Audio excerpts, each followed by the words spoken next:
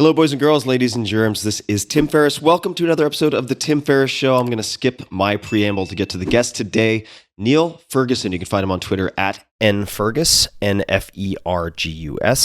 M.A. DPhil, FRSE, we may get into what that is the Milbank Family Senior Fellow at the Hoover Institution, Stanford University, and a Senior Faculty Fellow of the Belfer Center for Science and International Affairs at Harvard. He's the author of 16 books, good Lord, that's a lot of books, including The Pity of War, The House of Rothschild, Empire, Civilization, and Kissinger, 1923 to 1968, The Idealist, which won the Council on Foreign Relations Arthur Ross Prize. He is an award-winning filmmaker, too, having won an International Emmy for his PBS series, The Ascent of Money.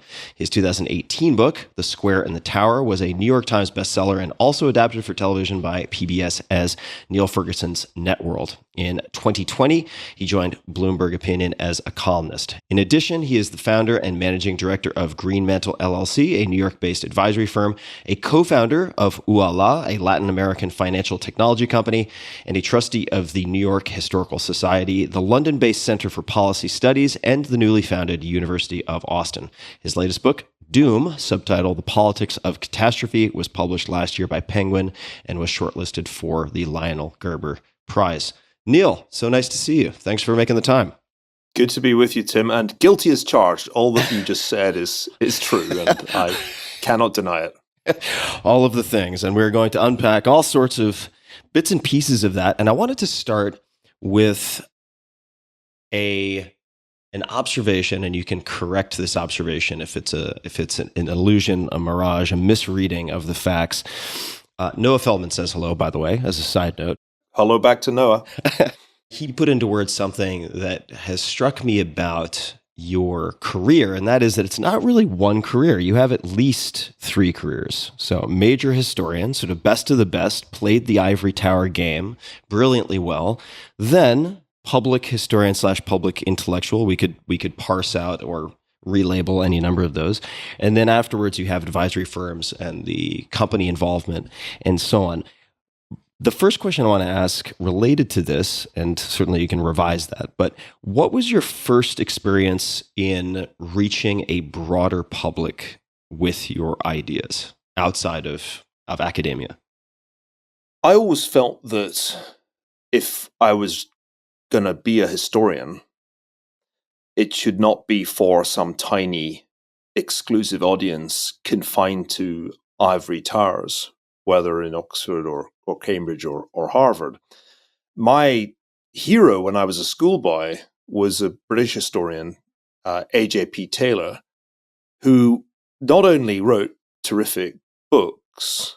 I think the first history book I remember engaging with was his illustrated history of the First World War, but he also would write newspaper columns and do lectures on television and get into public rows. And that always struck me as a highly attractive way of life. You would be in the morning sitting in your oak-paneled study surrounded by books, smoking your pipe and giving tutorials. But in the afternoon, you'd bash out 1,000 words for the Daily Express, and then you'd deliver a quick lecture on the 1848 revolutions for the BBC, and then you'd be in time for a high table at 7. So that was always the plan.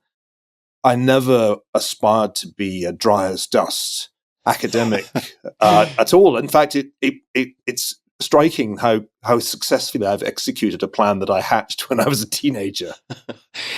So this leads into, I suppose, a question, maybe you've in part answered it, which is, let me set the table by saying I have a lot of involvement with friends in academia, with researchers who are de facto involved in academic settings. And there's a lot of fear-based career planning in those circles, sort of seeking of prestige and social support or endorsement.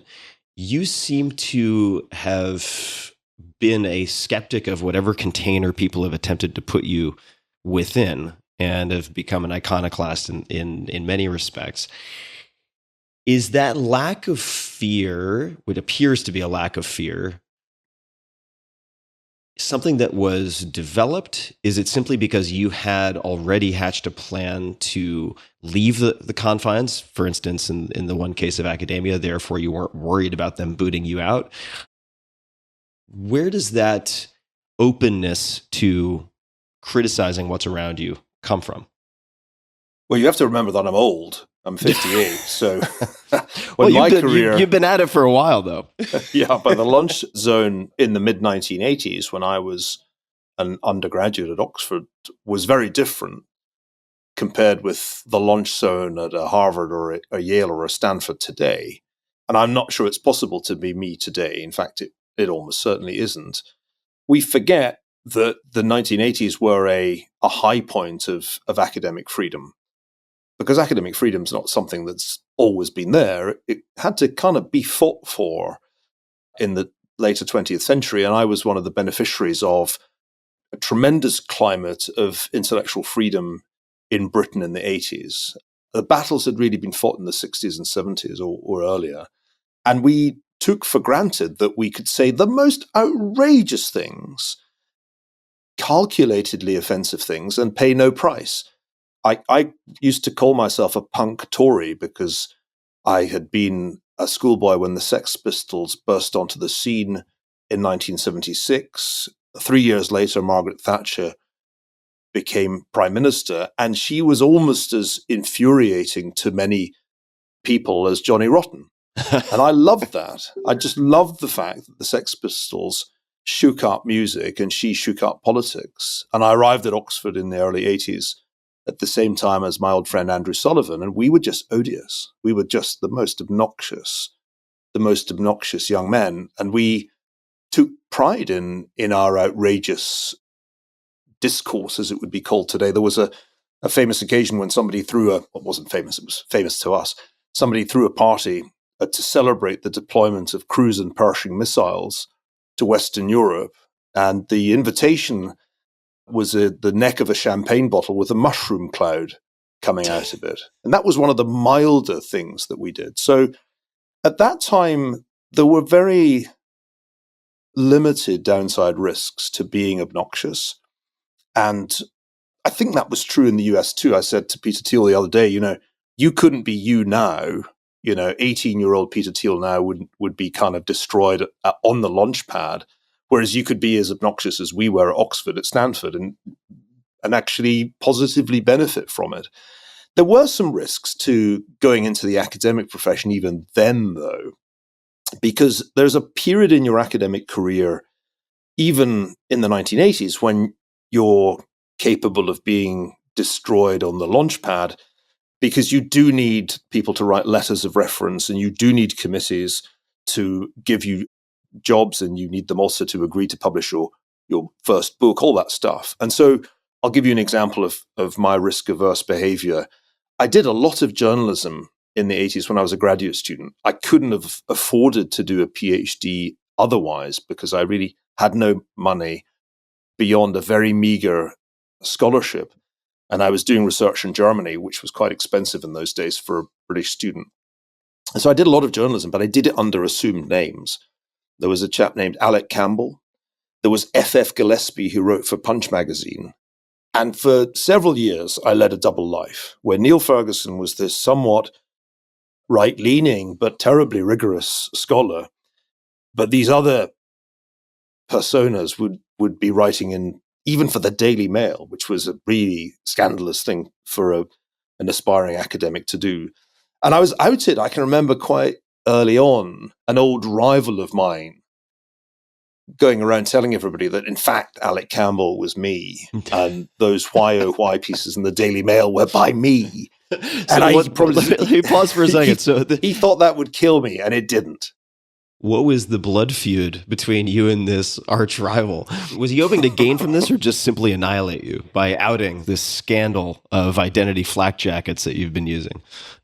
Maurice Cowling, one of the great conservative historians of Cambridge, once characterized the three virtues in life as irony, geniality, and malice. And I think my contemporary was motivated by all three. It wasn't that he was meditating career extinction. It was just a combination of irony, geniality, and malice. He presumably was sitting at high table, and there was a lull in the conversation, and he said, "Oh, by the way, did you know that awful Alec Campbell in the Daily Mail is really Niall Ferguson?" And I do remember being seized by panic when I realized that he'd outed me. But by that point, I think I'd got far enough up the ladder. You've reached escape velocity on some level. There's another theory about this, which I'll briefly share.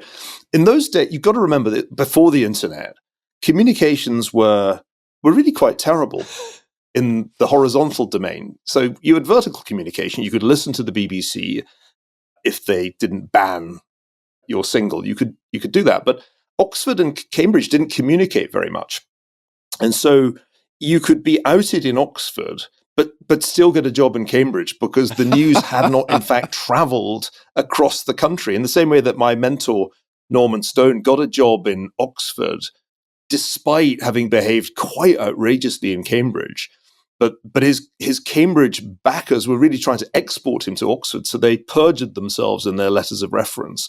And no one in Oxford really bothered to pick up a phone and say, is any of this true? So I think what really happened was that I was outed in Oxford, but in the nick of time got a job in Cambridge and was able to start a new life with a clean sheet. So I'm going to make a confession as a knuckle-dragging Long Islander. I don't actually know what high table is, or the high table. I can imagine in my mind some British high society function, maybe with some fantastic adult beverages. But what is this? What image should high table conjure in my mind? Well, you're right about the beverages. You've watched some Harry Potter movies. I have, yes. That's all you need to know. So it's basically the case that Hogwarts is a sort of entertaining amalgam of Eton and an Oxford college. Quite a lot of it's actually shot at Christchurch. And you'll remember that when they have their spectacular feasts, the teachers sit on a slightly elevated dais with a big long table. And not Gandalf, wrong wizard. He does look like Gandalf. Dumbledore.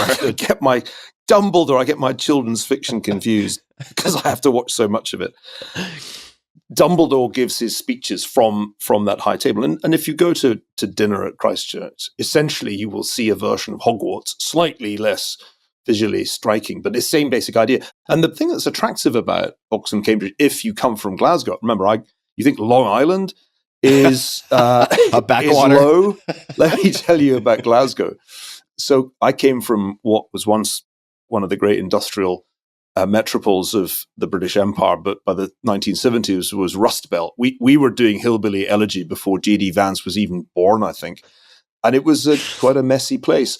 And Oxford, by comparison, just looked like a really high-end BBC costume drama in which the men wore tweed suits and they dined at high table, and at high table, the most delicious wines were served.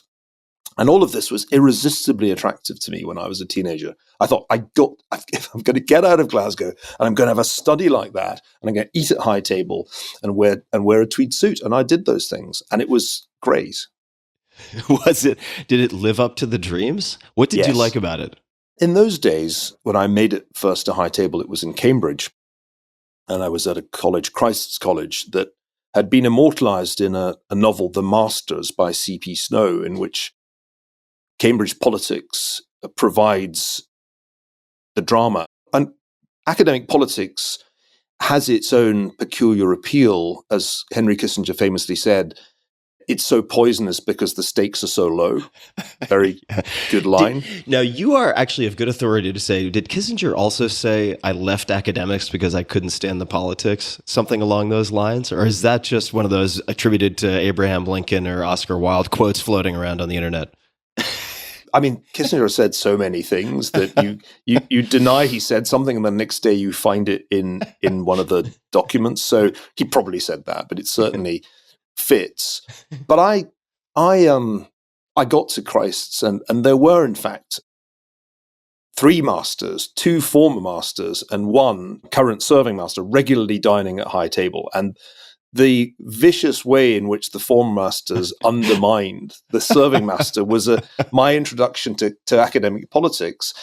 Luckily, one of the former masters was Sir John Plum, Jack Plum, a very influential historian of that generation. He had come from humble origins in the town of Leicester, but had risen through the academic ranks, had been involved at Bletchley Park during the war, had got to know the Rothschild family, and had been introduced to the delights of Château Lafite by the Rothschilds. And he used to serve Château Lafite at special occasions. This is a nice wine, I assume?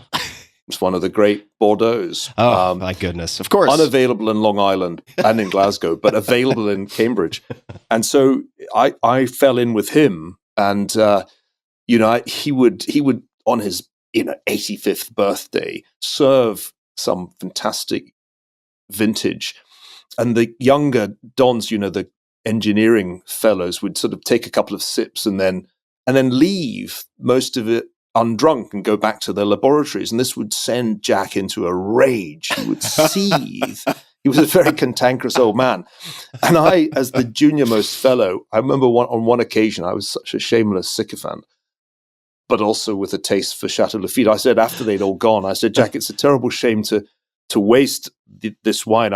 I'm going to drink the dregs from the glasses that they've left. And he loved me for that. And I also, I lived to tell the tale. None of them had any obviously lethal infectious diseases. And it's the most wonderful wine. And once you've drunk Lafite, it's hard to go back to what you were drinking before. You're spoiled for life. That scene should make it into a screenplay at the turn of some act. I mean, that is a fantastic scene. May I drink the dregs? would it please you if I were to drink the dregs? It was a good move because Jack Plum was one of the great academic patrons.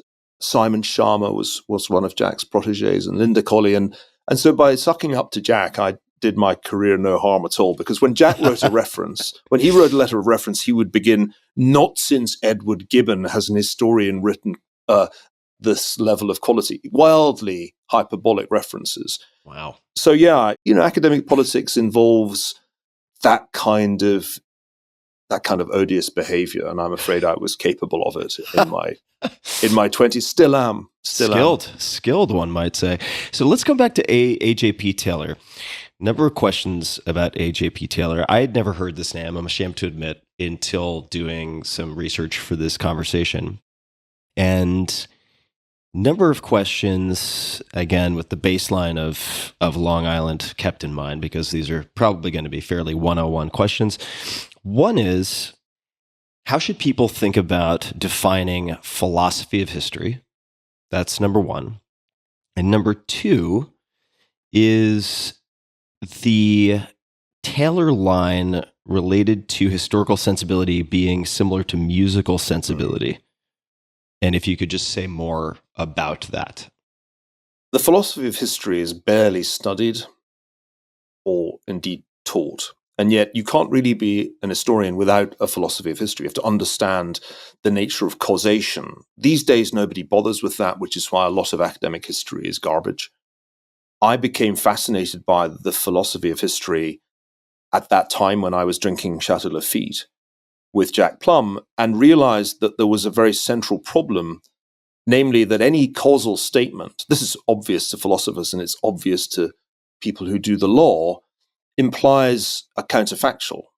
In other words, if we say that the conversation between Tim Ferriss and Niall Ferguson in November 2022 led to the outbreak of war between China and the United States the following year, that implies that if we hadn't had the conversation, the war wouldn't have happened. Mm-hmm. And so the what if question, what if they hadn't had the conversation, is a legitimate question. In the same way, if you think that Hitler was the key architect of World War II and it wouldn't have happened without him, then it's legitimate to ask, what would have happened if Hitler had in fact been assassinated prior to September 1939?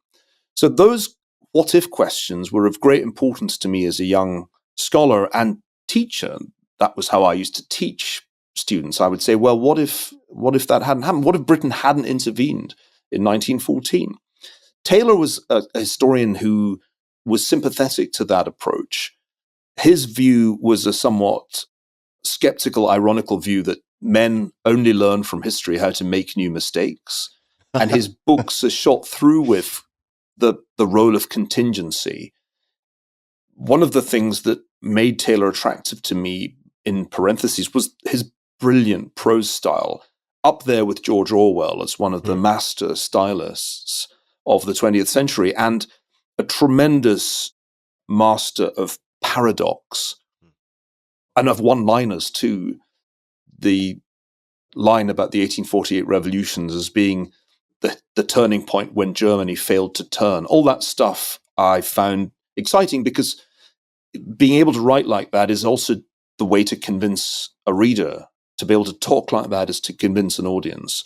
So that's how the philosophy of history relates to the style of history. The second question that you asked about music, his assertion that the historical sensibility is a bit like the receptiveness to music is right. History is not a science. It can't be a science, because we can't rerun events in a laboratory and see if consistently war breaks out in 1939 with or without Hitler. So what we're doing when we study the past, as a great Oxford philosopher of history, R.G. Collingwood, said, is we're kind of reconstituting past human experience from the bits and pieces that have been left behind.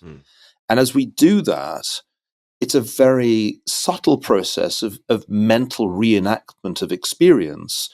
And I'm not sure that Taylor was wrong to compare it to that musical side of the human psyche. Interestingly, someone else said much the same thing, a man named Fritz Kramer, who was Henry Kissinger's great mentor during and after World War II. And Kramer said that Kissinger had this kind of sensibility. He was attuned to history. I think that's very, very right. You've got to have the ear for it.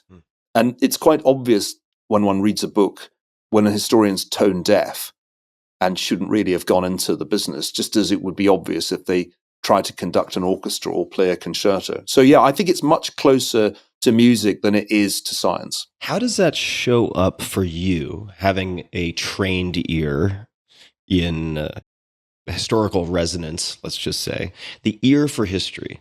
How does that show up when it is part of an author's constitution or developed repertoire? What does it look like in their writing or their thinking? When I was writing the history of the Rothschild banks and family back in the 1990s, I spent a lot of my time reading through dusty old letters and diary entries and minutes of meetings. And the most striking documents were the letters that the Rothschild brothers wrote to one another. There were 5 of them. They'd come out of the Frankfurt ghetto. They had built, within an amazingly short time, the most powerful financial institution in Europe, already by the 1820s. And they wrote almost daily to one another because they no longer lived together. One was in London, one was in Paris, one was in Vienna, one was in Naples, and one was in Frankfurt. And so these letters were almost more like phone calls. And they were extremely hard to decipher because they wrote in Hebrew characters, which were extremely difficult to read, even if you knew Hebrew. The only way I could access the letters was to have a scholar who could read them, a wonderful man named Mordecai Zucker, read them aloud onto audio cassettes. And so I spent a lot of time listening to these letters. And when he read them aloud, they were mostly German with occasional Hebrew words. They were electrifying documents. They cast an entirely new light on the 19th century, and they were entirely absorbing, not least because they were so regular. So it was very high frequency correspondence. And I can remember one letter, and I'll never forget the experience of hearing it, in which the eldest of the brothers, whose name was Amschel, described what it was like for the first time to own land. He bought a garden on the outskirts of Frankfurt. Prior to that, Jews had not been allowed to own real estate. And he, as a result of the upheavals caused by the French Revolution, suddenly was able to do that. And he writes to the brothers saying, I bought the garden, and last night I slept in it. I slept outside in the garden. And he described the feeling. And I remember, and it still makes my spine tingle, the feeling of excitement that this quite dry man, because he was almost had the mentality of the accountant amongst the brothers, but this quite dry man had done that. He'd slept outdoors for the first time in a garden that he owned. And I was moved to tears. And I thought, what is this like?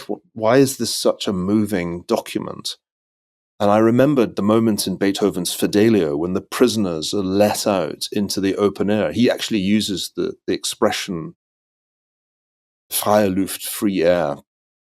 And that prisoners' chorus, when they sing what it is to be in the open air, struck me as exactly the appropriate music for that moment. And I remember putting it on my then stereo player and listening to Beethoven and listening again to the letter and thinking, this is an enormously important document which captures what emancipation means, what it is to be suddenly given a civil right that you've previously been denied.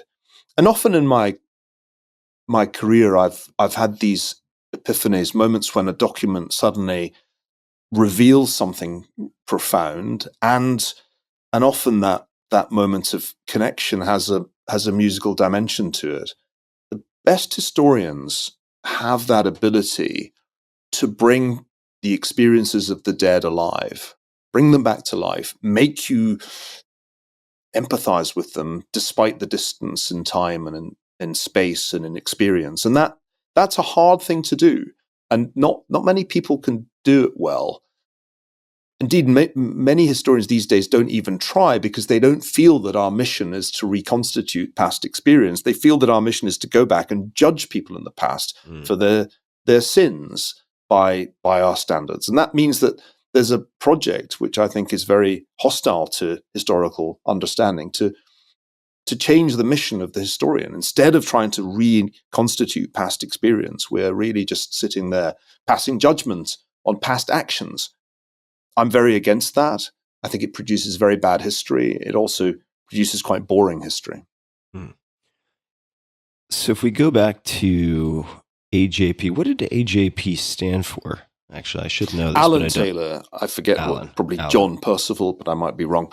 But he was known as Alan to his intimates. But in those days, people quite often published with only their initials. It created perhaps a certain distance between the author and the public. I never contemplated being N.C. Ferguson, though. It's just too off-putting, isn't it? Non-commissioned officer Ferguson. I do like it, though. So Dr. Taylor said, as you mentioned, men only learn from history how to make new mistakes. Now, he seems, I don't know this person at all, but as you describe being a master of paradox, also being a wordsmith and gifted in that particular way, that there may be some truth in this statement, but he also dedicated his life to history. So if you got a few drinks, a few glasses of Château Lafite into Dr. Taylor and said, all right, look, I know that's a great line, but like, why is history important to you? Why have you dedicated your life to this? How do you think he might answer that? I'm pretty sure he was Mr. Taylor. In those days, people didn't bother getting doctorates. I'm using doctor more in the Dr. Seuss capacity. The English regarded doctorates as a German invention that one didn't need to sully one's life with. Mr. Taylor. Perhaps wisely. Taylor's conviction was that most people thought wrongly about the past, had misconceptions about it, and these misconceptions led them into error. So one of the most controversial books he ever wrote was a book on the origins of the Second World War, in which he argued very paradoxically as a contrarian that really Hitler had not been a particularly unusual German leader, and that Hitler's foreign policy had in some ways been the continuation of previous foreign policies, and that the war was really the fault of the blundering incompetence in London and Paris, who had made the policy of appeasement and had pursued it very ineptly. The book is still worth reading, even although these days most people would disagree with Taylor because they would argue, as I would argue, that Hitler was a kind of monster whose ideology and whose personality were very unusual and a departure from German tradition. At any event, the book is brilliant, and it's designed to force you to reassess your assumptions about why World War II happened. I'm motivated by the same belief that most people think wrong things about the past and base their actions on these erroneous assumptions. And the job of the historian is to challenge the conventional wisdom about past events in the belief that the conventional wisdom is actually quite a dangerous thing. So it's to me uninteresting to write a book that essentially repeats the arguments that have been made before. I have no motivation to write a book unless it's challenging what people have thought about the past, whether it's the origins of the First World War, which I wrote a book about, whether it's the nature of 20th century conflict, whether it's the history of money, whatever it is, I'm motivated to say something that challenges received opinion in the belief that by doing that, I might possibly improve decision-making in the present and future. I believe, and I've always believed, that we are trying to learn lessons from the past. And when Taylor said that men only learn from the past how to make new mistakes, he wasn't dismissing the possibility of learning from history, but he was being ironical. It's probably right that no matter how hard we try, we'll end up making new mistakes. But that's not a counsel of despair. And I passionately believe that the study of history must be motivated by a desire to do better, or at least to fail better next time. So that, I think, is what you'd have got from Taylor if you'd plied him with Château Lafite, although Taylor would have resisted your very American impulse to get a sincere answer. And I'm enough of an American now to give sincere answers, but the typical British don of Taylor's generation would have he would not have been able to resist the temptation to tease you. Yeah, maybe I need more of that. Maybe I should spend more time at the high table. I can arrange that. You have given me an appetite for some tweed, I will be honest. It's good in winter. Look, the thing about tweed is it's there for places where there's no central heating. And these Oxford colleges, their buildings often date back to before the Reformation. It wasn't as if England was famous for its central heating even in the 20th century. And so to understand the tweed suit as a phenomenon, you have to remember these studies are pretty cold, even if you've got a fire in the grate. Now that we're heading towards another energy crisis, I believe the tweed suit will recover. Maybe not in the United States, but in England, pretty soon there's going to be a run on tweed suits. You heard it here first, folks. Alpha Niall Ferguson is long tweed. I'm long tweed. A few just miscellanea. Mordecai, incredible name. Always one of my favorites. You mentioned Percival. That may not have been the P of the A.J.P, but also a fantastic name. Could you say a bit more about the role of contingency, the through line, one of the through lines of Taylor's writing? And you can answer these out of order, of course. For someone who wanted to get a good taste of his writing, because your description of paradox and the use of paradox and powerful metaphor and prose is really appealing to me. Where would you suggest someone start? Or where would you suggest perhaps I start? Well, I'll give you a couple of examples of historical contingency first. Mm-hmm. The decision for war in 1914 was taken in Britain on a weekend, which was an unusual time for the British cabinet to meet. And when they went into the meeting, I think it's fair to say that nobody really knew how it would turn out. In particular, the then Chancellor of the Exchequer, David Lloyd George, was expected to be against intervention because he had been a man of the left.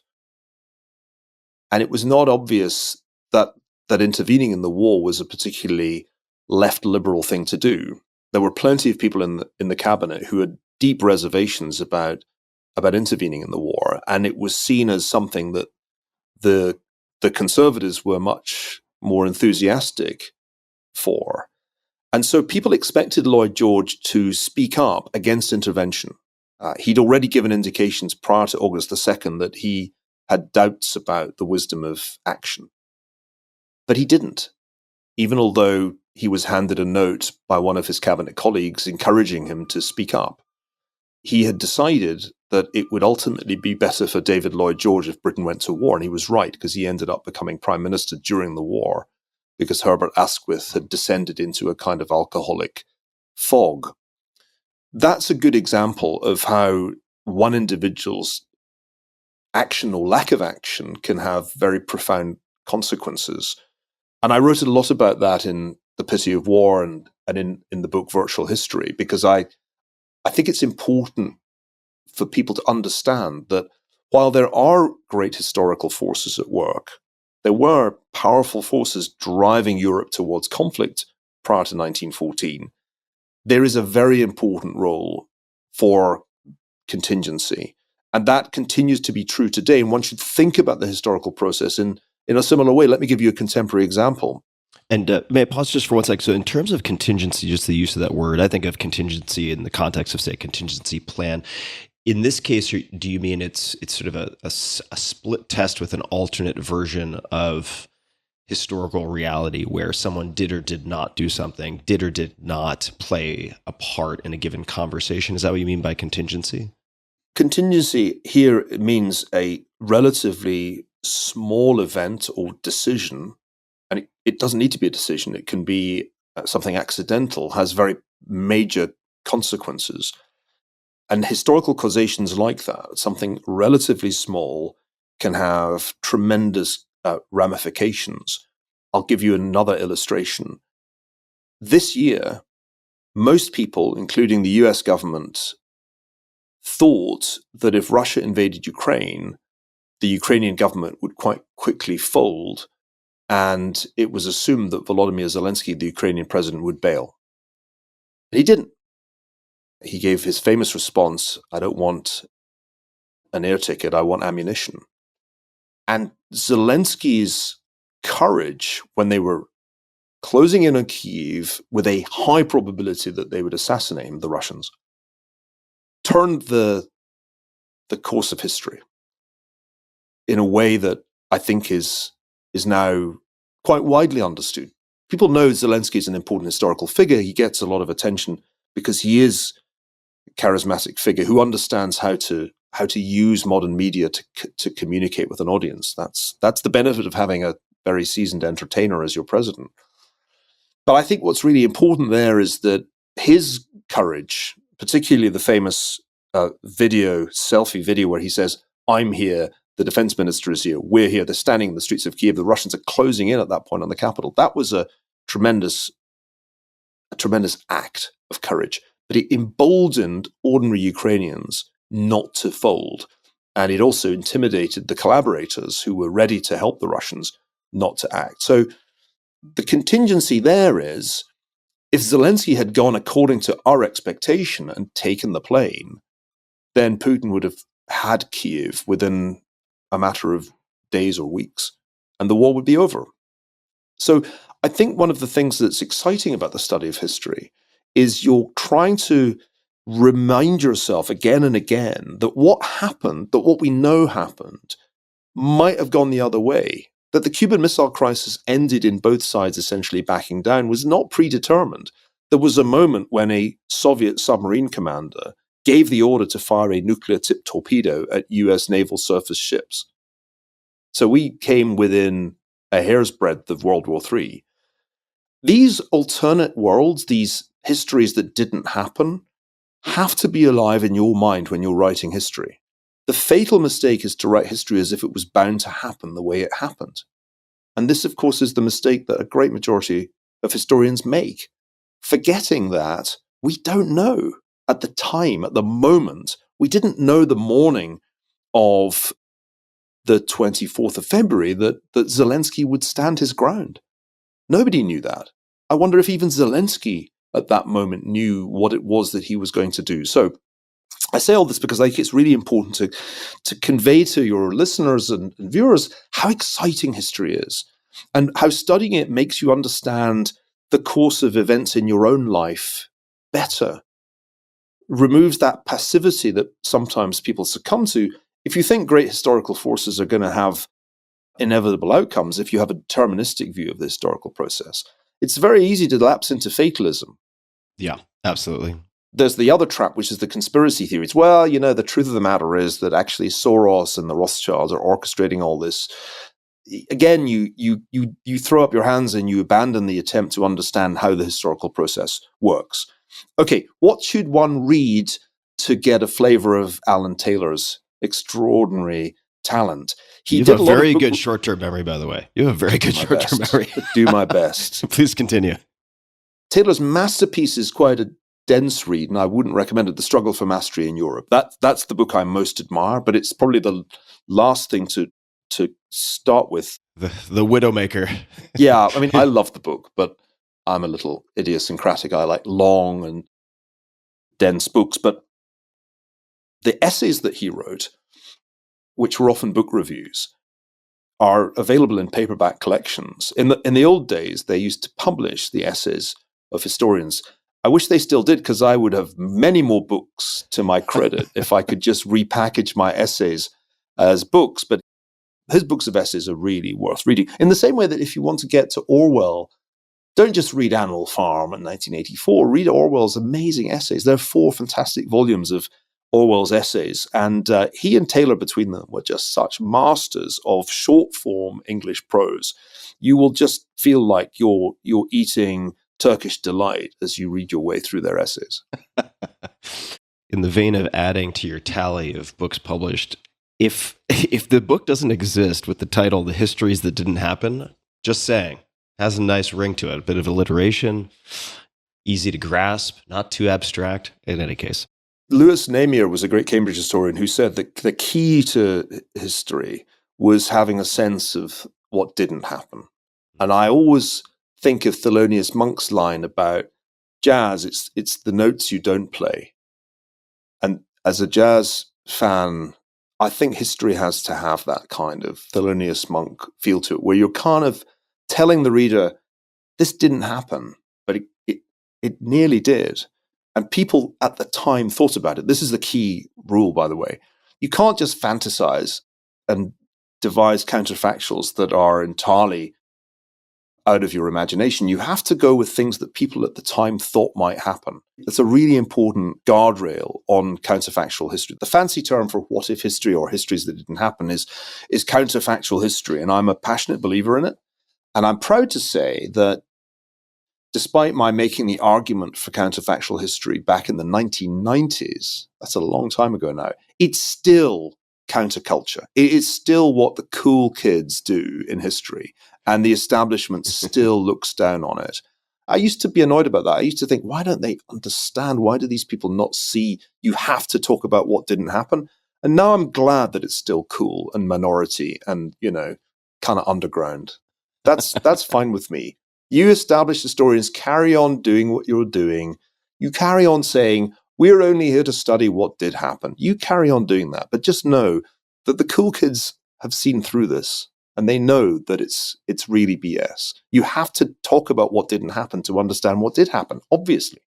Or all the things that so nearly didn't happen. And I'm no historian. I make no claims otherwise. Don't play one on the internet. However, I did listen. Don't know how you feel about this podcast, but I have enjoyed many episodes of Hardcore History by Dan Carlin, who would not call himself a historian either, but he did an episode on the assassination of Franz Ferdinand and everything that came of that. And when you dig into the specifics, I mean, it is just mind-boggling to think how that came about and how many near misses. It just boggles the mind to think how, as you put, if you zoom too far out and just view history as these inevitable tectonic plates, then there's a fatalism that can set in, and you throw up your hands and move on to just staring at TikTok all day or whatever you might do. At the same time, if you bleed into the conspiracy theory side of things, same outcome. But I need to do more reading. By the way, Dan Carlin is great. Okay. Dan Carlin is great. I love what he does. I haven't heard that particular episode, but anything that gets a wider audience for history is good. And I recently heard his great interview with Elon Musk about the technology of World War II. It's brilliant. And it's brilliant partly because Elon knows a lot about the hardware of World War II. And so you think of World War II, it's kind of an engineering problem in the end. It's like, who can build better planes, better tanks, all that stuff. But Carlin's doing terrific work. And you're right, 1914 is a perfect illustration because Princip, the assassin, totally fails the first time. And how many assassins get a second chance because the driver of the target takes a wrong turning? And then he stops right next to the bar where you're getting hammered because you failed your first attempt or whatever the story is. It's crazy. Are there any other examples of correspondence that you have been taken by, not necessarily in the same way, but in a similar way to the exchanges between the Rothschilds? And the reason I ask is I consume a lot of biographies. I do read a fair amount of history, but I don't really know how to assess historians. And I wish I had a way of establishing the biases up front, because we're all human, subjective. There must be biases, I'd imagine. So much like a conflict of interest or special interest section in a scientific paper, like, okay, at least we know like what chips these people have on the board. So I have defaulted to looking for correspondence that was never intended for publication as a way to get a view into the thinking of the time, what was happening at the time.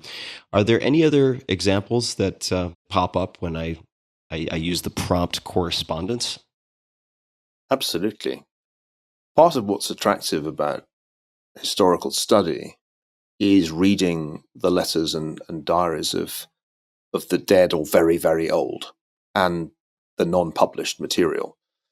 If you inhabit the world of the published, which many historians do, that is to say, they essentially write their books on the basis of things that have been published, whether it's books or articles, you are really doing research at one remove from reality. I've written books like that, and there is a role for them because you're really synthesizing the scholarship of many, many authors and trying to produce a single distilled version of what happened.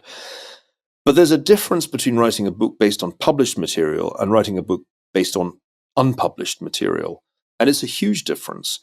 I attach much more importance to books that I've written based on unpublished material and books that others have written. Why? Because that which is published is essentially filtered. A huge filter has determined what sees the light of day in print. When you enter an archive, the only filter is that nobody destroyed it and somebody thought to preserve it in at least enough of an orderly form that you can look at it. And this is a radically different world that you enter. It's not a perfect representation of reality, but it's a lot closer to reality than the published material. And so let me illustrate the point. As I write the biography of Henry Kissinger, the first volume of which came out a few years ago, I'm writing the second volume now, there is, of course, a very well-established narrative about the Vietnam War, about the Cold War, about the opening to China, about the Middle East. It's all very well established.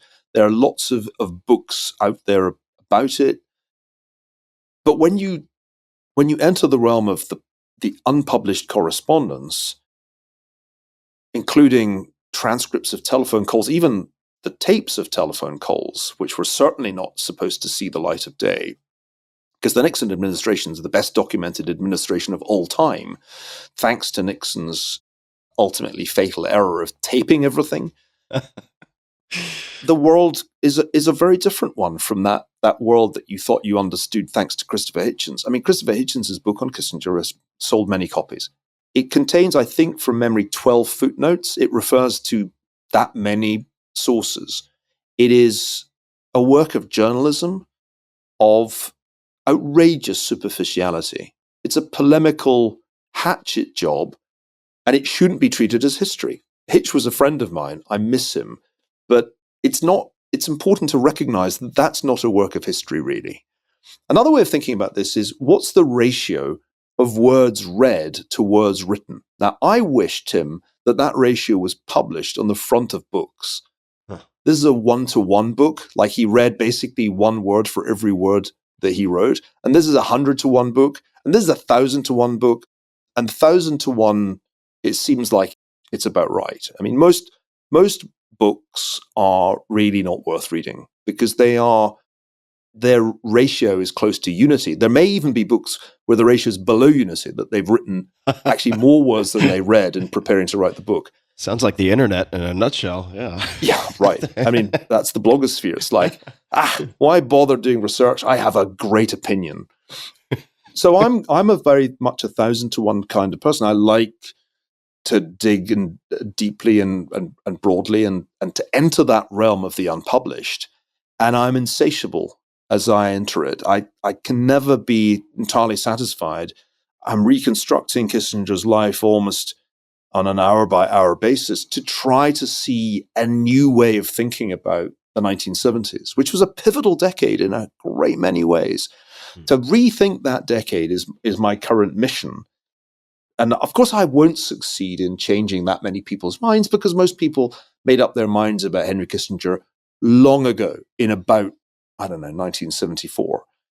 But I do think we have to rethink the Cold War as a matter of urgency because we're in one. We're in a new Cold War, we're in Cold War II. And if we don't think long and hard about what went right and what went wrong in Cold War I, there is a high probability that we're going to repeat some pretty serious mistakes. So let's talk about Cold War II. I was actually going to segue to your thinking and observations of the not mutually exclusive combination of maybe conditions that have been set over the last 5 to 10 or more years that are now leading to certain types of inertia in terms of trends, converging trends that may or may not be avoidable. Then there's a lot of wiggle room with independent actors and so on, as we've discussed. But I've read you describe Cold War II, I believe, correct me if I'm wrong, as China senior partner, Russia junior partner. Right. In contrast to Cold War I.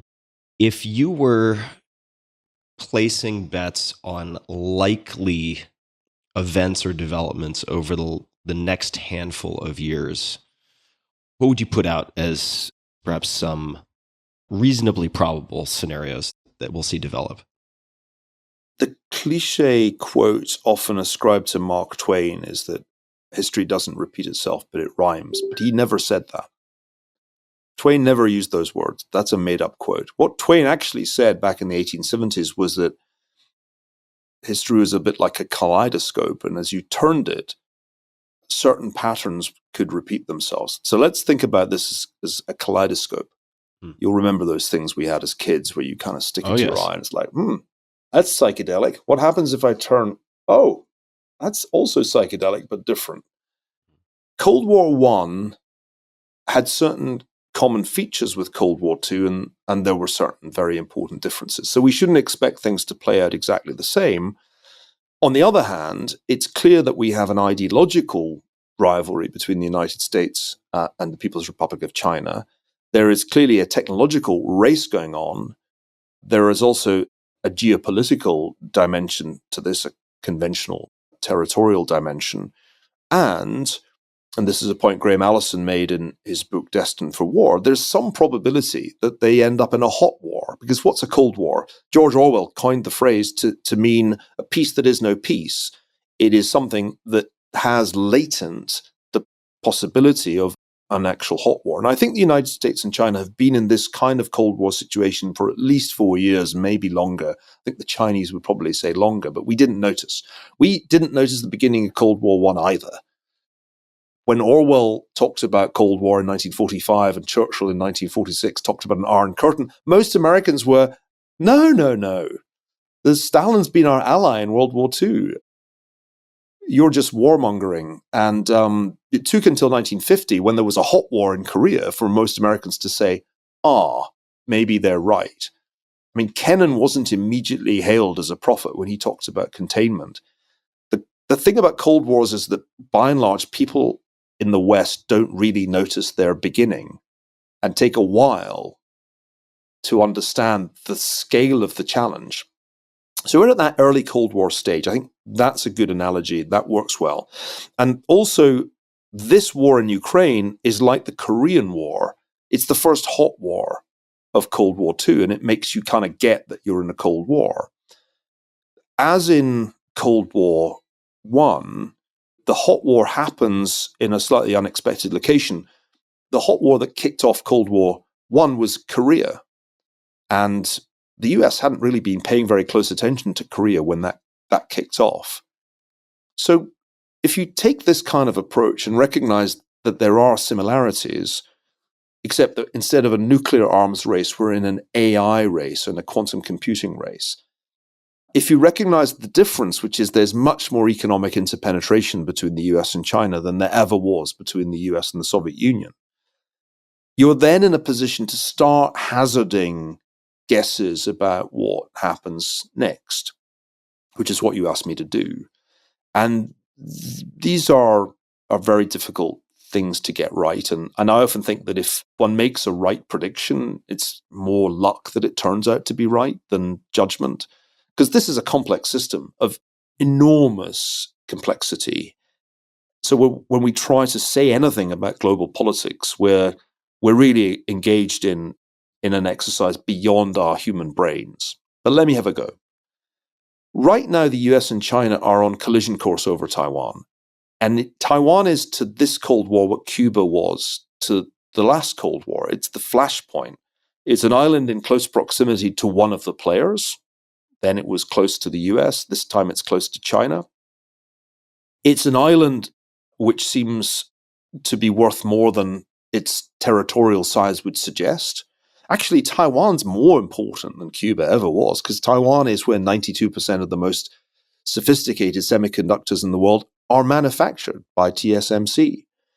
And so, in some ways, the potential for a crisis over Taiwan is higher than the potential ever was for a crisis over Cuba. So I think what happens next is that we end up with a showdown over Taiwan at some point in the next few years. It could be in 2024 when there's an election scheduled in Taiwan. And it would also make sense to do it then from a Chinese point of view, because who knows who will be president in 2025, but probably not somebody as completely incompetent as Joe Biden. So my sense is that the crisis is not far away, even although the Chinese don't look terribly ready for full-blown invasion.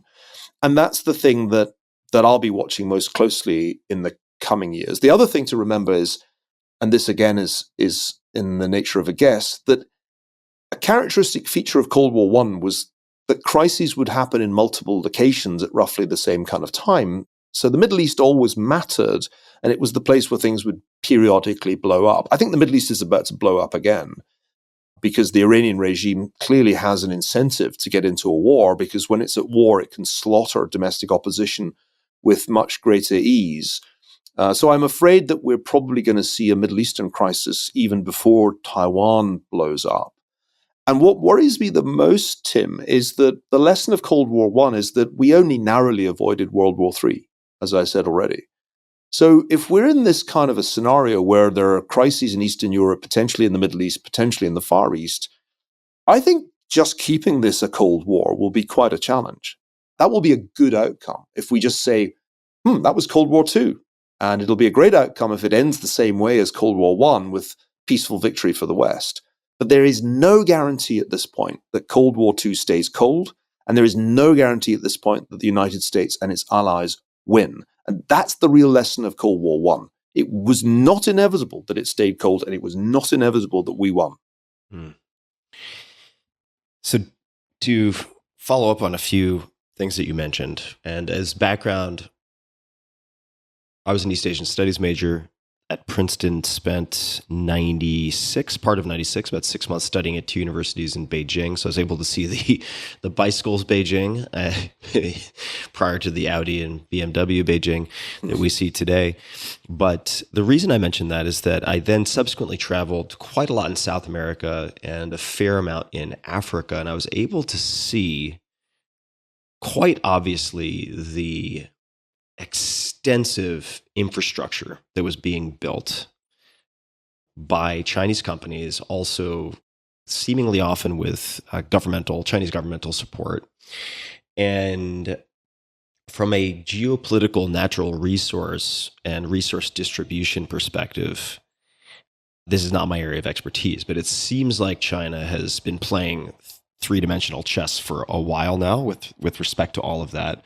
As you mentioned, Taiwan is strategically, from a technological and manufacturing perspective, non-trivial compared to, say, Cuba.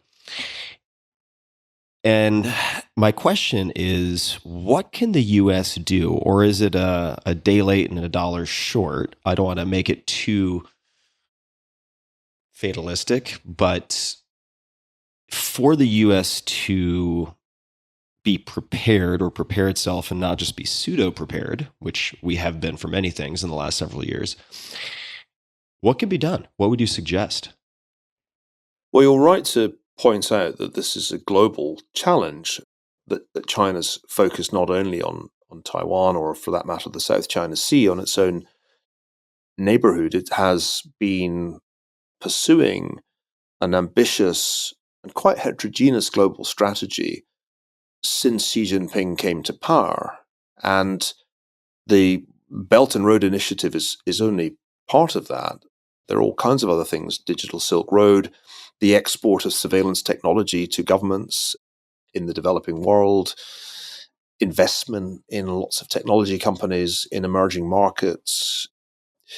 You can see the infrastructure when you go to Africa. Even 10 years ago, when I made a documentary about this for British television, a place like Zambia had really quite extraordinary and visible Chinese presence, not only in football stadiums and highways, but also in mining and agriculture. So there's no question that we confront a new kind of Chinese challenge, because there really hasn't been an era until now when China was so clearly pursuing a global strategy. And by the way, that strategy was copied from the West. There was a conscious decision by Chinese leaders to learn from Western history and to try and adopt some of the things that we had done that Chinese empires hadn't done, really hadn't even contemplated doing since all the way back in the 15th century. So this hybrid China, which simultaneously has continuities from Chinese imperial history, from the Mao era, is also a China doing things that China hasn't done in the past. I think the United States has adopted recently a strategy of technological containment. That's most obvious in the recent restrictions imposed by the Commerce Department that are designed to prevent China advancing technologically by denying it access to the most sophisticated semiconductors and the equipment you need to make them. So our strategy is to try to freeze China's technological advance. Seems hard to do. Right. So on the one side, it's extremely hard to build TSMC in mainland China. And I think there's some reason to believe they can't. But the idea that you can just sort of use economic sanctions to keep your principal adversary permanently behind you technologically, to me, historically, seems like a stretch, and would seem also to me to raise the incentives for Xi Jinping to take Taiwan. Because if he can't access the TSMC products, then he can either try and get control of TSMC, but if he fails and we blow it up or they blow it up, then he's no worse off. But we're a lot worse off. So I think there are downside risks to our strategy of technological containment that aren't being given enough attention. Broadly speaking, I think a regime like China's is at its most dangerous when it starts to feel that its strategic options are narrowing and that there may in fact be only a small window of opportunity to bid for primacy or at least parity with the dominant superpower. We could do an awful lot more creative things than we're doing in developing countries. That is to say, we could compete much better in Africa. But the problem is when we go to Africa, we come bearing aid. It usually has lots of strings attached to it. When the Chinese show up, there are not many strings, and it's not aid, it's investment, to put it very simply.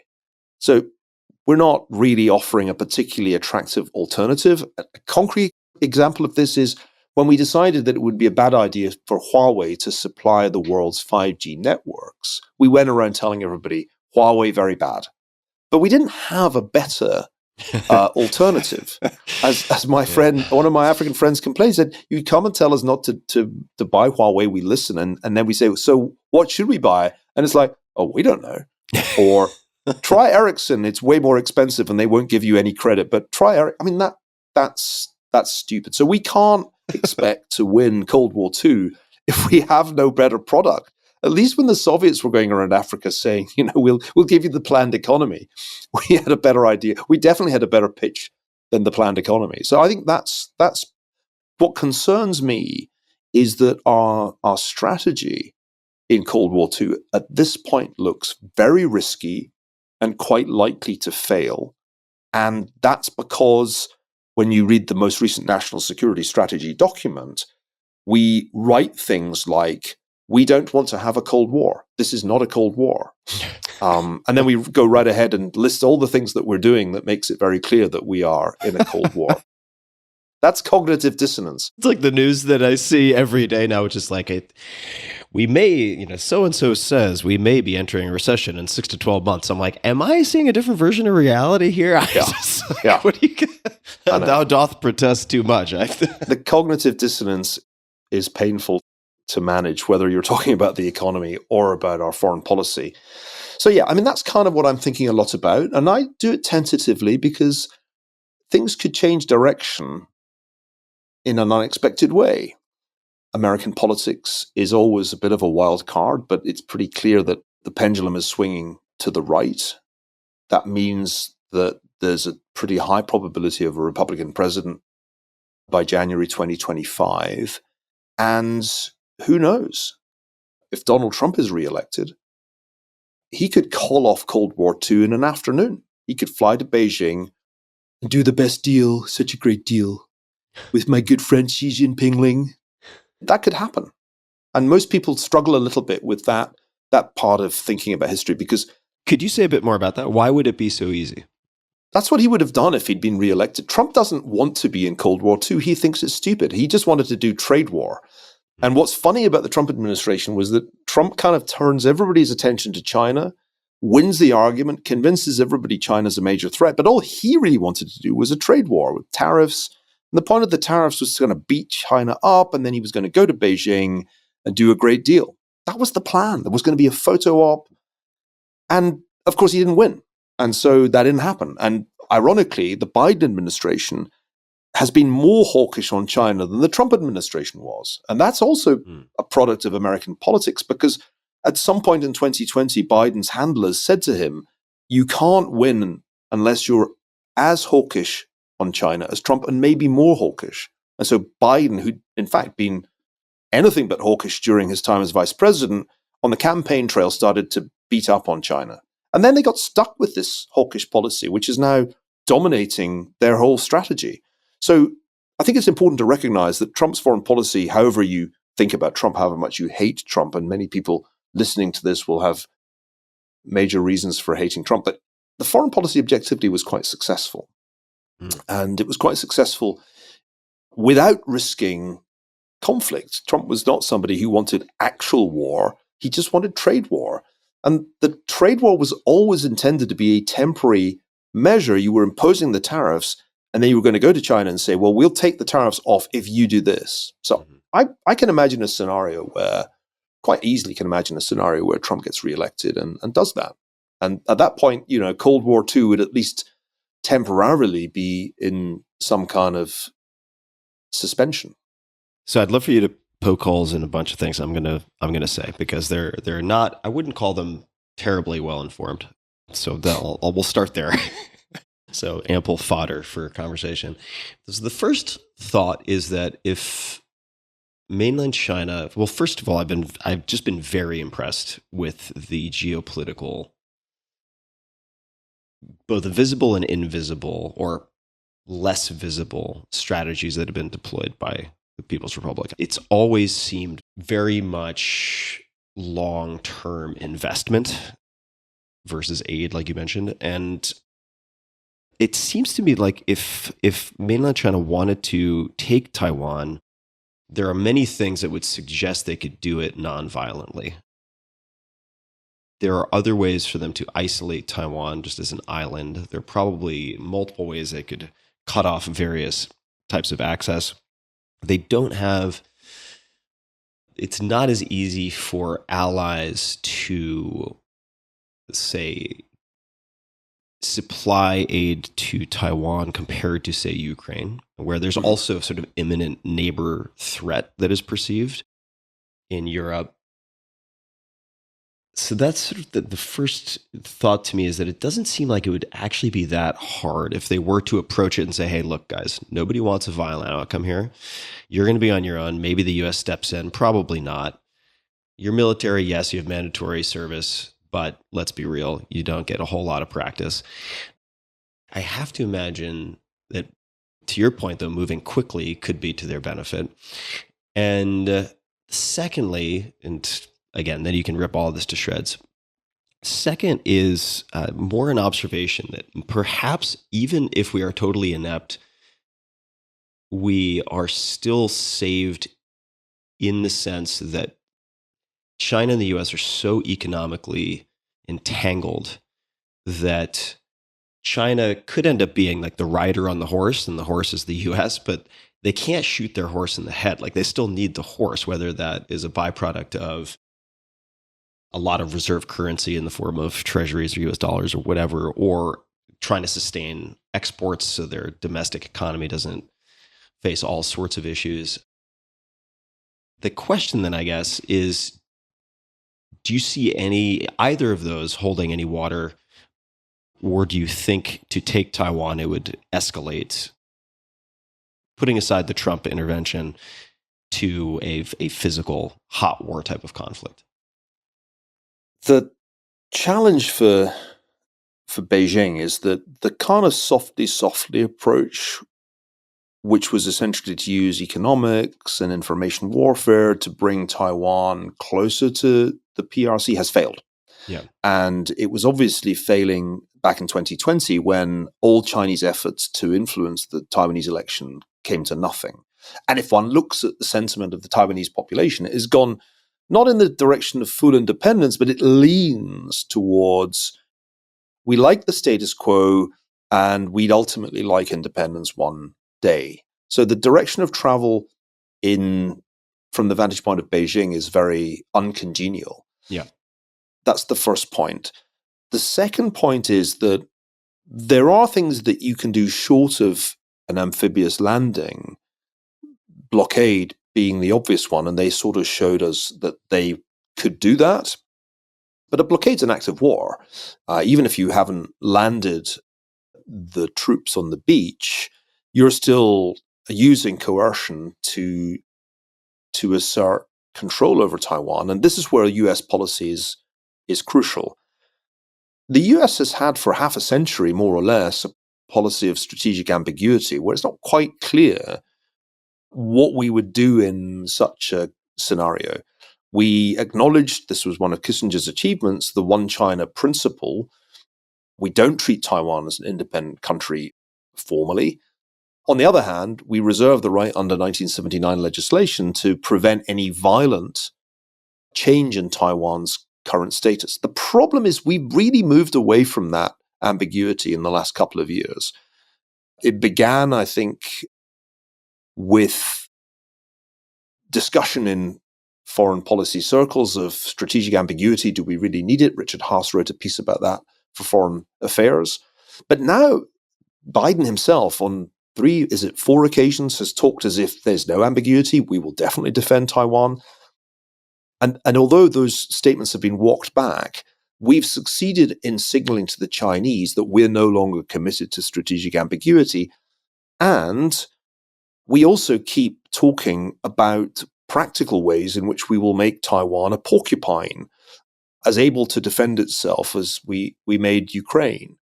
We also, in addition to that, treat Taiwan de facto as an independent country when someone like Nancy Pelosi goes there. Yeah. And every single aspect of her behavior is that which you would expect the Speaker of the House of Representatives to engage in an independent country.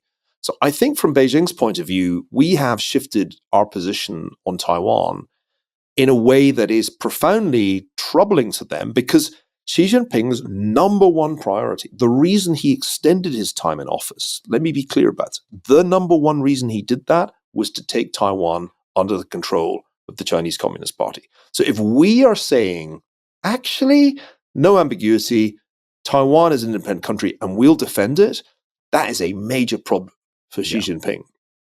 So I think that's why even a blockade would force the United States to take action. I don't think there's a scenario in which this administration would sit back and say, oh, well, never mind. That's just the one China policy. Now my short-term memory is failing me, because the second question you asked was... No, there were two elements. The second element was the sort of mutual life support situation. Yes. No, absolutely. So clearly this is something very different about Cold War II. The economic ties between the United States and the Soviet Union were minimal and trivial, whereas Chimerica still exists. Now, this was one of my favorite neologisms. Back in 2007, I came up with Chimerica to explain the near fusion of the Chinese and American economies. But I also used that word to make a pun on the word chimera. So the argument in 2007 was, this isn't sustainable, folks. And sure enough, it hasn't been. I think there are still many people in the US who can't get past the extent of US investment in China, Chinese investment in the US. The trade deficit is still enormous. We buy a lot of Chinese stuff. And they say, and therefore we can't possibly have a conflict. Sometimes this takes the form of, there won't be a war over Taiwan because both sides would be so economically hurt by that. And I call this the theory of mutually assured financial destruction. The problem with all of this is, to switch analogies, you could have said all of these sorts of things about the United Kingdom and Germany on the eve of 1914. And indeed, somebody did. Norman Angell wrote a whole book called The Great Illusion, saying there's no possibility that they have a war. It would just be so financially ruinous. Well, actually, it's true that the UK and Germany were very, very interdependent economically in the early 1900s, but they stopped being economically interdependent in a matter of days when war broke out. Decoupling happened so fast that it's kind of amazing to look back on it. The Royal Navy literally cut the submarine telegraph cables from Germany to the rest of the world within days of the outbreak of war.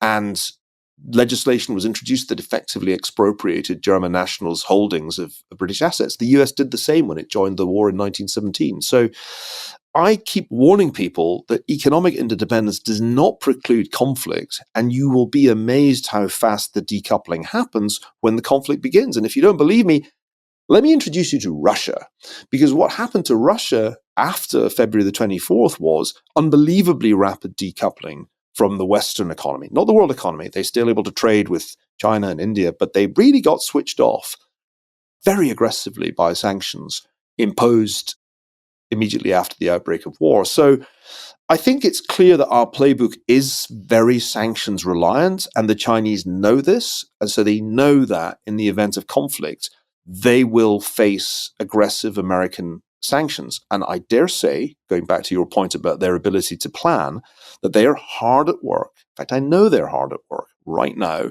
to try and sanctions-proof themselves, and also to make sure that any measures like that blow back on the US and cause significant harm to US economic interests too. So I don't rely at all on the economic interdependence. I don't think that's in any way an obstacle to conflict. It just makes the conflict really expensive. But hey, World War I was really expensive. Didn't not happen.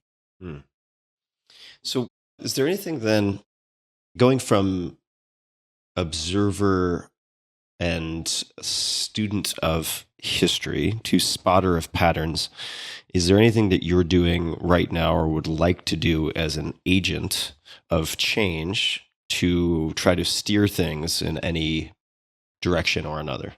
Doesn't have to be specific to China. It could be. I would be strange if I just sat in my study at the Hoover Institution having conversations like this and then going and playing tennis. So part of what has been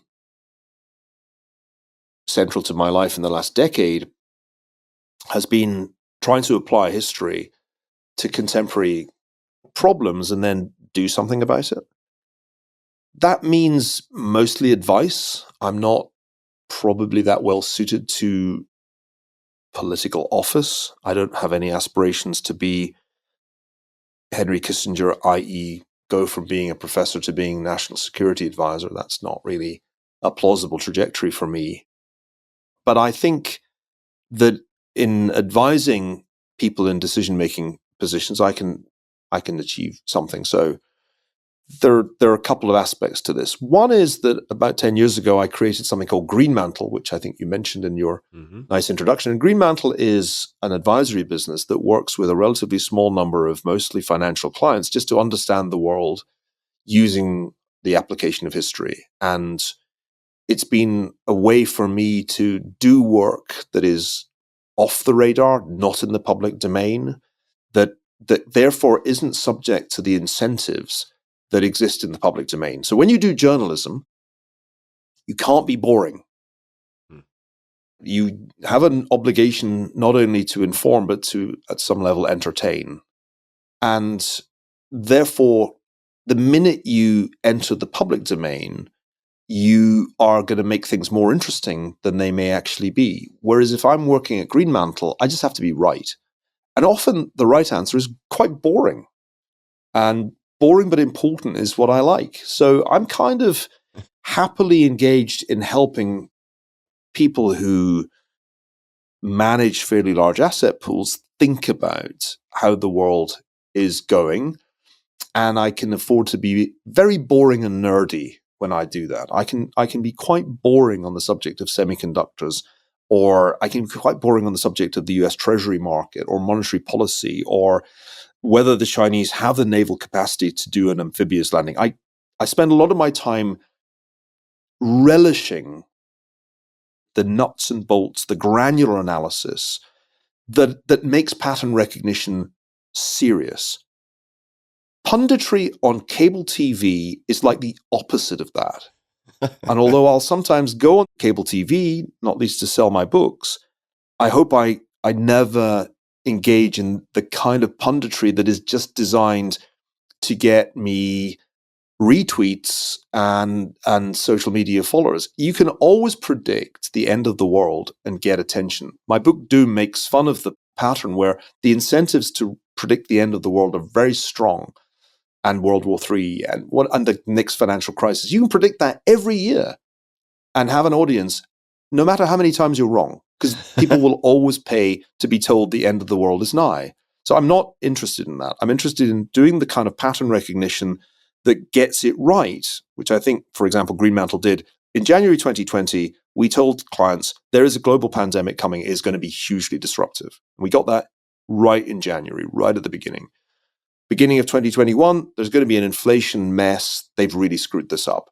Beginning of this year, Russia is going to invade Ukraine with 80% probability. So that's kind of part of what I do.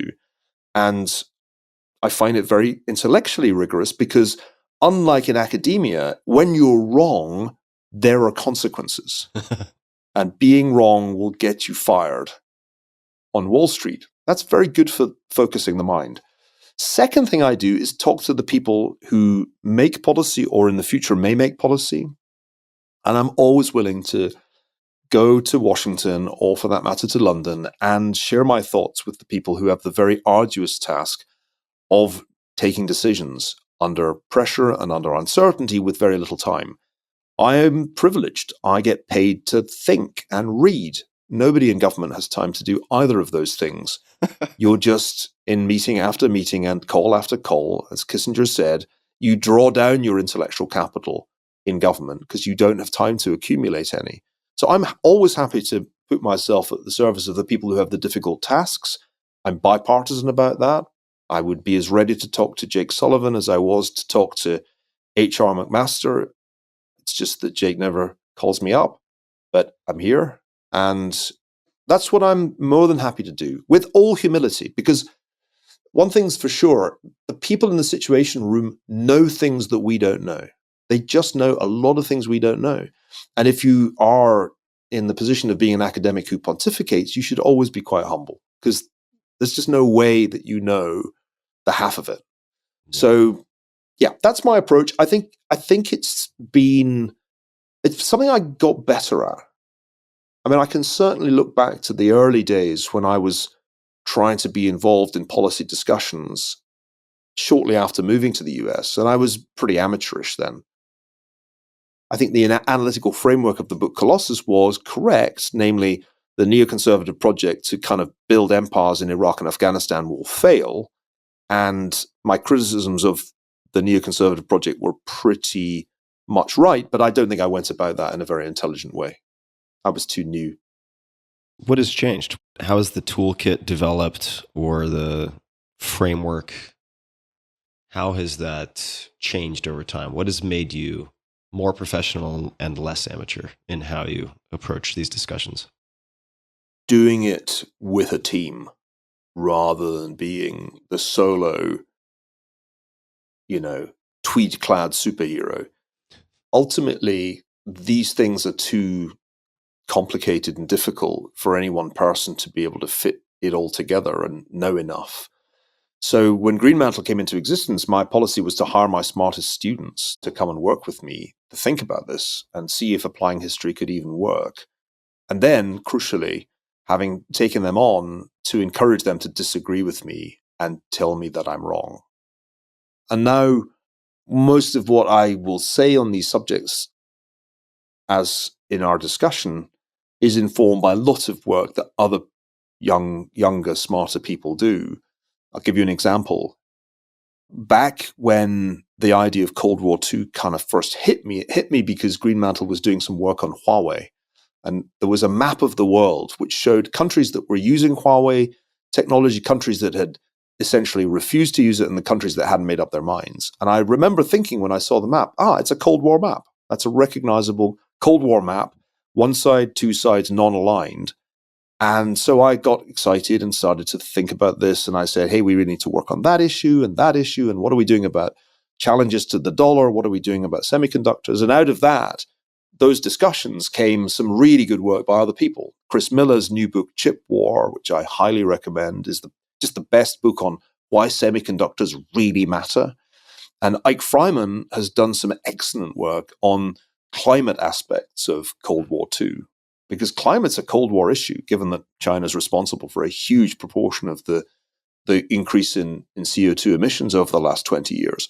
So I'm glad to say that I no longer fly solo. I work in a team. I've learned a lot from good leaders of teams, how to build a network that is greater than the sum of its parts. And I think that's why the quality of analysis is better than it was pre-Greenmantle, when I was inclined to try and do everything myself. And, that way you make mistakes. I made some terrible mistakes pre-Greenmantle. I got interest rates really wrong in 2010. And Paul Krugman was able to jump up and down on me with hobnail boots on, because he was right and I was wrong. And, I learned a valuable lesson then. If you're going to go out there and do battle with Nobel laureates, you better have done your homework. So I'm going to take a left turn here. So we've been talking about a lot of macro issues, about a lot of current geopolitical issues. I want to ask you about fatherhood. So I have a note here that fatherhood has been the best thing you've ever done. And as someone who does not yet have children, but someday hopes to, could you please expand on that? I'd love to hear why that is the case. Well, I only have 5 children. You got some work to do to catch up with Elon, but exactly. You're doing all right. There are others who've beaten me, and I won't catch up.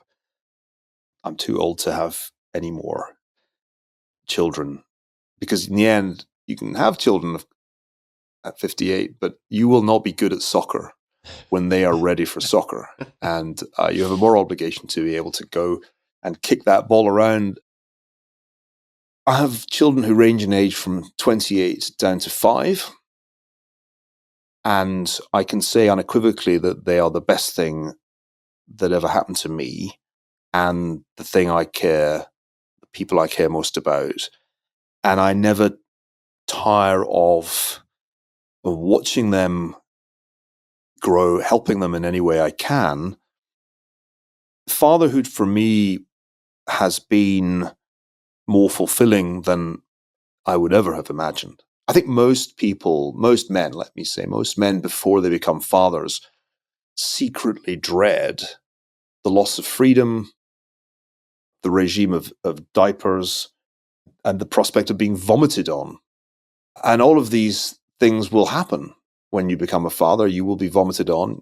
Diapers will become a very large and unpleasant part of your life. And you won't be able to go out anything like you were able to before. On the other hand, there is something far more fulfilling about helping an infant learn than anything else that's available to us. So I don't know that I've been at all a great father. I think I've been okay. And the way I would think about the role is it's very much pedagogical. I very assiduously read to my children and get them to read and make books a big part of life. I think that's really critical, because these days, as children grow up, there are way more distractions than there were in my day. And you have to make a concentrated effort as a parent to make sure that they get into the habit of reading books, because almost all the accumulated wisdom of our species is in fact contained in books. And some of these books are quite old and unlikely to be assigned in contemporary education. So that's a big part of it. Then there's all the kind of that funny business of teaching children to be good. What is it to be good? What is it to be kind? How does one actually convey that? How can one make a child creative without over-scheduling them with Mondays piano, Tuesdays coding, Wednesdays Mandarin, that kind of typical parenting. And I'm still learning. I'm still trying to get better at it, while at the same time making sure that all the children got the same kind of deal, because I'm quite egalitarian about these things. And there can be no favoritism. They all must think they're the favorite. So these are the things that if you gave me the chance, I would talk about with greater enthusiasm and at greater length than about anything else. But, nobody really wants to listen to somebody else talk about their children. It's the world's most boring subject. Just like, when people get out their phones to show you pictures of their children and then they can't find them because they have too many pictures. A little part of you dies, right? Because it's not that interesting. Well, to me at the moment, this is interesting. So since I have the mic in front of me, I'll keep prying. When you said I'm okay, and I might be getting the exact phrasing wrong, not great. Why do you say that? Absence. Because absence. Part of my life's journey took me away and continues to take me away from my children quite a bit.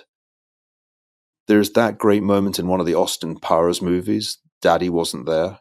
Remember that? Yes. We all love Austin Powers in our family, and it's part of being a Ferguson that you watch the Austin Powers movies much earlier than is appropriate.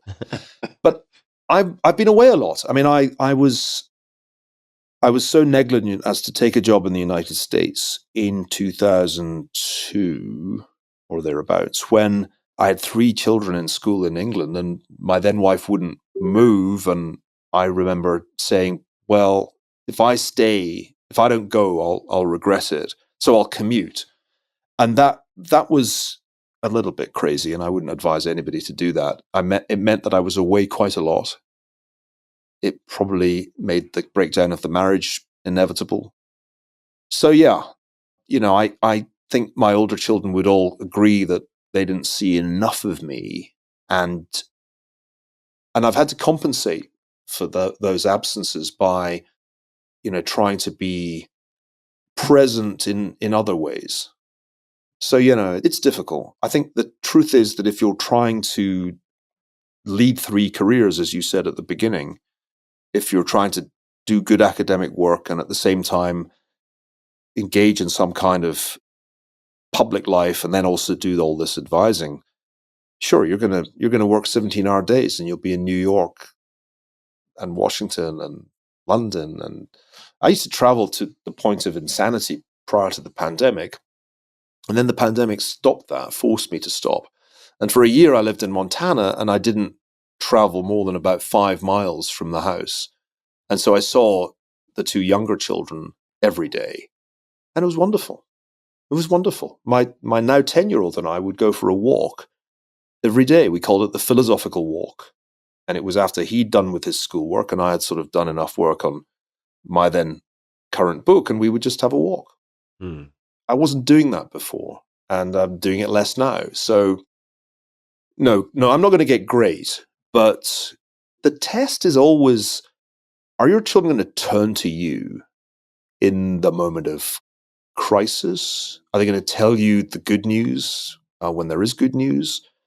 Are you able to remain in contact even when there's a great distance geographically between you? And on that basis, I think I get a B+. And I would say to anybody who's highly motivated, super driven type A personality, do what you have to do, but remember the relationship that you have with your children is more important than anything else. And on your tombstone, it doesn't say wrote 150 emails a day or closed X deals, or it doesn't say published 16 books. That's not what the gravestones say. They talk about whether you were a good son, whether you were a good husband, and whether you were a good father. That's the gravestone. People forget that, but that's the gravestone. So mortality is as good a stepping stone as any to the next question, which is also related to parenting. And this may be a set of comments that are locked in the amber that you would revise. So I'd be curious to hear your thoughts. So here goes. It seems that, based on some of the reading I've done, several things. One is that you have been inoculated against religious faith yourself on some level. But two, that you believe your children should understand the Christian frameworks since, and I think the quote you used, it is still the operating system of North America and most of Europe. Would you mind saying more about that? Is that a misquote? Did I find that on the Daily Beast? I don't think so. That most reliable source. I was brought up an atheist. My parents left the Church of Scotland, Presbyterian established church in Scotland, mainly, I think, because of the sectarianism that was rife in Glasgow, the enmity between Protestant and Catholics, which dominated the kind of culture of the city in their day. And also because as scientists, they embraced a kind of robust Enlightenment skepticism about religion. And this was therefore not a decision that I took. We just didn't go to church. And when we talked about those questions, my mother would say, life is a cosmic accident. Deal with it. So that was how I was raised. High five, go out and play. And in practice, my parents were still Presbyterians. We had all the kind of classic Calvinist behaviors, work ethic, all that stuff, deferred consumption, feeling of superiority, which I think is inherent in being a member of the elect. It's just there was no God, no afterlife, and at the point of death, your body began to decompose and all the duty without any of the payoff. Yeah, so it was kind of ultimately it worked for me, and I don't think there's any kind of way I could find to religious faith. I would feel a phony. Yeah. On the other hand, I don't think it's a good operating system for a society. And all attempts to build a society on atheism have produced terrible horrors. I mean, think the Soviet Union. Anti-clericalism, anti-Christianity doesn't have a great record. So I came to the position, partly under the influence of Oxford. Religious observance, as opposed to belief, is very beautiful in Oxford and Cambridge. Perhaps more beautiful than anywhere else. The choral tradition in Anglicanism is one of my favorite things. And I think it offers not only some kind of consolation, but it also offers social connections that you won't form in the workplace. So I came around to believing that although I didn't have religious faith, I should take my children to church and I should make sure that they were educated in Christianity and indeed in other belief systems, but that Christianity would be the leading faith in our lives because it's the leading faith in our civilization still. And it's silly to be ignorant of it. It is the operating system. Tom Holland has this terrific book, Dominion, which points out that although we think we're secular, in reality, we are still a highly Christian society. And I think that's dead right. So, everything gets colored by the assumptions of Christianity, even the discussions on issues like climate change, which are supposed to be scientific. In truth, fears of the apocalypse, the millenarian mindset, are deeply rooted in Christianity. So I think it's a slightly odd position, but not without its precedent, to be in a church without real faith, but with a kind of respect for religious observance and a hope that the ethical legacy of Jesus Christ does not go extinct. Because I don't think you become a good person spontaneously as a result of Darwinian natural selection. No, that's just not plausible. And so if you can use the Bible as a way of helping your children find their way to being good, then I think that's to be encouraged, even if you're as skeptical as I am about the existence of God, the possibility of an afterlife, all the rest of it. So you mentioned earlier Hitch, one of your friends.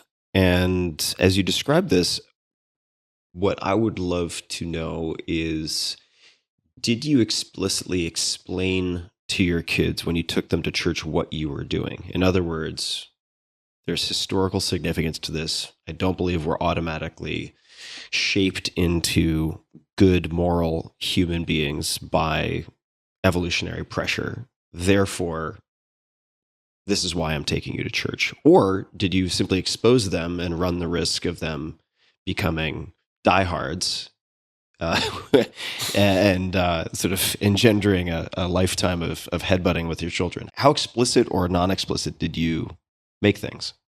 I'm very explicit about things like that. I think children shouldn't be treated as children, which will sound slightly paradoxical, but it's a good idea to treat your children as intelligent mini adults. And I'm sure Thomas, who's 10, understood at once. I'm not sure Campbell knew what I was talking about, but he's only 5. So, no, I think I'm clear about this, and we talk about it. Look, we have a very interesting religious heritage as a family. My wife, Ayaan, is an ex-Muslim, an apostate who left the religion that she was brought up in, having had a period of devout adherence as a young girl. So we come at religion in a kind of unusual way. And so these things do get discussed. And Thomas is a very articulate boy, so it would be impossible to take him to a church without there being some initial discussion and explicit analysis of motive. So you mentioned Ayaan, so might as well mention her again. Ayaan Hirsi Ali. People should look this name up. How has your time with Ayaan changed how you view Western philosophy, maybe even view the world or reality per se? I have to imagine, just given her life's experience, her trajectory, that is so difficult for either, well, I'll speak for myself, for me to envision in any experiential way, right? How has your time with her affected how you view things? I know that's a very broad question, but I'm going to leave it broad. Anybody who hasn't read one of my wife's books should do something about that. Ayaan Hirsi Ali, Infidel, is a pretty good place to start. That's her life story. her early life story, which gives you a sense of what it was to grow up as a girl in Islam in Somalia, to live in Saudi Arabia, to live in Kenya, to experience radicalization, to be a member of the Muslim Brotherhood, and then to go to the Netherlands to escape an arranged marriage, to gradually be exposed to Western freedoms, to begin to question faith, eventually to lose that faith, to become embroiled in the controversies that followed 9/11, to become a national figure in the Netherlands, a member of parliament, then to be the target of a fatwa, of death threats. All of this is in there, and it's an extraordinary story. I've learned that the story there, which is startling and memorable in many ways, is the tip of an iceberg of very deep trauma. I think that's the only way to describe it. And we're still kind of learning about that and learning how to deal with it. So for somebody like me who led a happy life in a loving family where I was given every encouragement, it's humbling to think of a life so different, so much harder. And to realize that that's the life of millions and millions of girls all over the world. So that's point one. Point two is, and I dedicated the book Civilization to Ayaan for this reason, we take for granted the freedoms that we are given at birth. And it's very hard not to take them for granted if you grow up with the freedom of speech and political freedom, the freedom to organize, the freedom of association, all of those freedoms.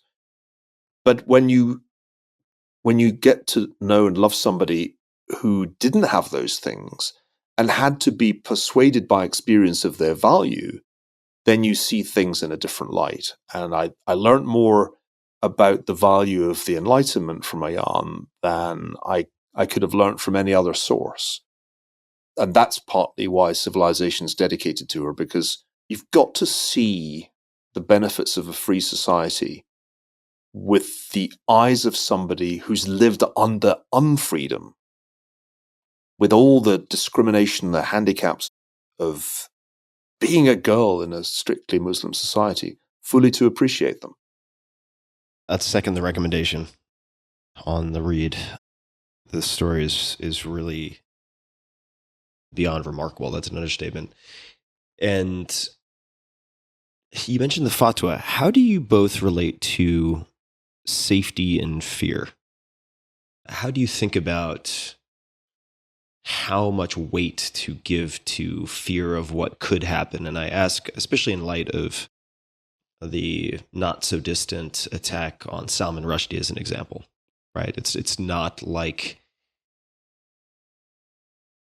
fatwas are just forgotten, it would seem. I mean, I know there's a lot of coverage around that and many different takes. But how do you think about living life and how much weight to give to fear, what could happen versus other factors? Well, I won't speak for Ayaan. It would be untrue for me to claim that she doesn't feel fear. Yeah. The attack on Salman Rushdie was a heavy blow for us because it was a reminder that these death threats don't have expiry dates. There's no statute of limitations. But fear, I'll answer on my own behalf, is not a factor. I don't fear these people. And I credit that to a Scottish upbringing.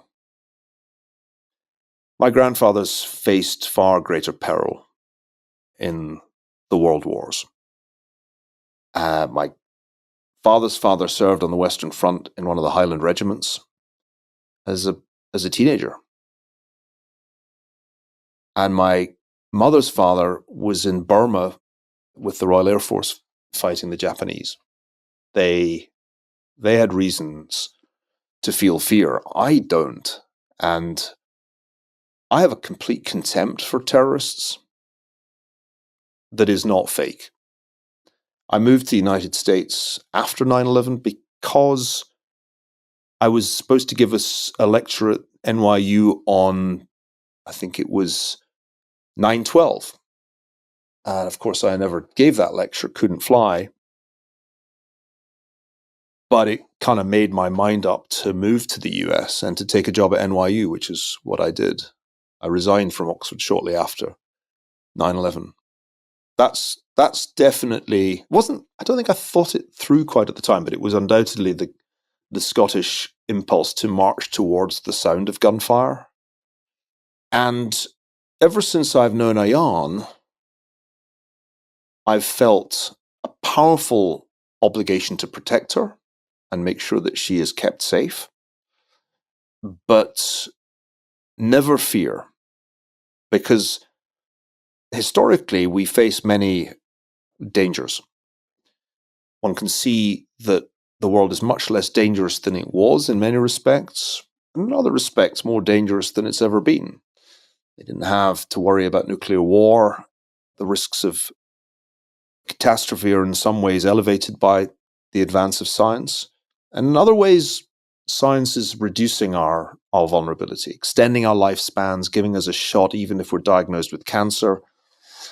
And I keep telling her and others the dangers that we face include terrorists, but the probability is probably higher that we have an automobile accident or one of us gets diagnosed with cancer. So be not afraid.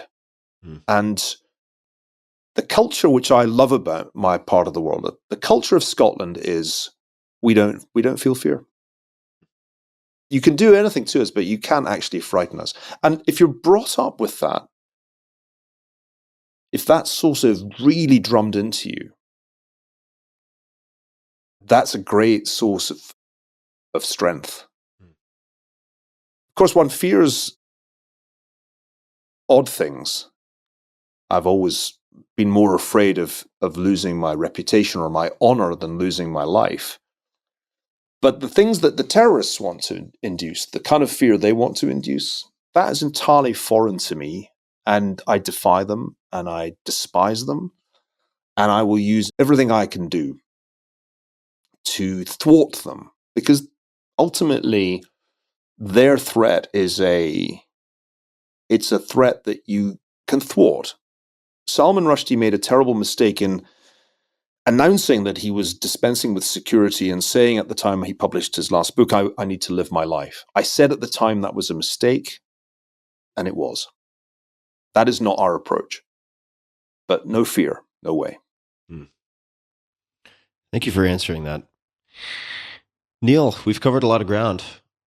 Is there anything else that you would like to share, discuss, any closing comments, anything at all you'd like to request of people listening? Anything you'd like to point their attention to before we wind this round one to a close? Given that the risk of cancer is not trivial when you're a 58-year-old Scotsman, I don't have anything else to say, because if I say anything else, I'll be late for my dermatological appointment. So, on the basis of rational assessment of risk, I really better shut up. I must go to my dermatologist, which makes perfect sense. Niall, and just for people listening who don't get the visual spelling here, Niall on Twitter at nfergus, Nfergus. Thank you so much for taking the time today. I learned a lot. I have copious notes. I have many things to follow up on, and it's nice to see you again. So thank you for making the time. Thank you, Tim. And for everybody listening, we will link to everything that we discussed, all of the books, all of the resources, anything and everything at tim.blog/podcast. Just search Ferguson or Niall, Niall, and it will take you right there. Until next time, be just a little bit kinder than is necessary. Take care. Do not be afraid. And thanks for listening.